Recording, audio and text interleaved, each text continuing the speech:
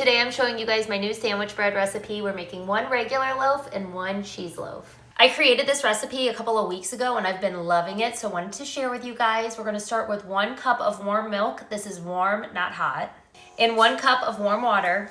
3 tablespoons of honey or whatever sweetener you prefer. And 2 1/4 teaspoons of yeast. I always use a pasteurized yeast. Just giving this a little mix, and I'll let it rest here for 5 to 10 minutes. You just want it to get frothy. While the yeast is sitting here doing its thing, I'm gonna go ahead and grate some cheese. I'm gonna make 2 different types of bread today. 1 plain loaf and 1 cheese loaf. You can use whatever cheese you want. Usually I do sharp cheddar on here, but I saw this Munster cheese at the store and I thought it sounded good, so why not? Let's try it out. Now that the yeast is ready, I'm just adding 2 tablespoons of avocado oil, 1 egg, and 2 teaspoons of salt.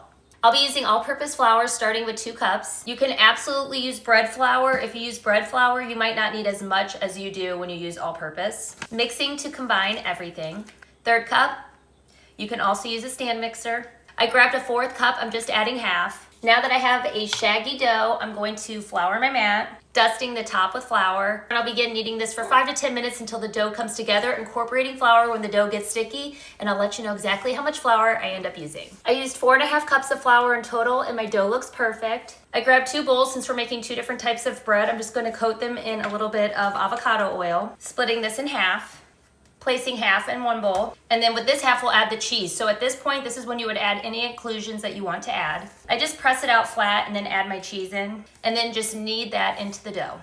It's hard to tell because it's a white cheese, but I have all the cheese incorporated into the dough. Now into my bowl, just placing a lid on these, and then I'll place them in a warm spot for about 1 hour to 1.5 hours, just until they double in size. It's been about 1 hour, my dough's ready. Keep in mind if you use a regular dry active yeast, it might take a little bit longer. I used a pasteurized yeast, so 1 hour was perfect. I'm gonna go ahead and add a little avocado oil to my loaf pans. I just flipped my dough out onto my mat. This part is important because if you ever notice that your bread has holes in it or separation, it's because you're not rolling it tight enough. Roll, making sure to seal it as you go. Tuck in your sides and pinch the seam closed. And then just place into your loaf pan like this. And I'll do the same with the cheese. Just covering these up, and I'll let them rest until they fill up the loaf pan, and I will preheat the oven to 350 degrees. These have filled up my loaf pan, so now they're going into the oven at 350 degrees. And just pulling these out, they baked for 28 minutes to be exact, and they should just pop right out like that.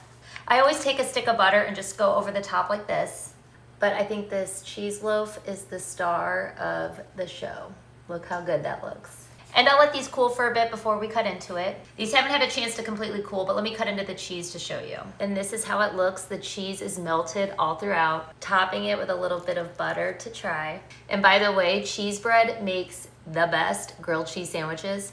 Cheers. It is just indescribable. It's so fluffy. It is so good. I hope you guys like this sandwich bread recipe just as much as the last one, if not more. Let me know if you try it.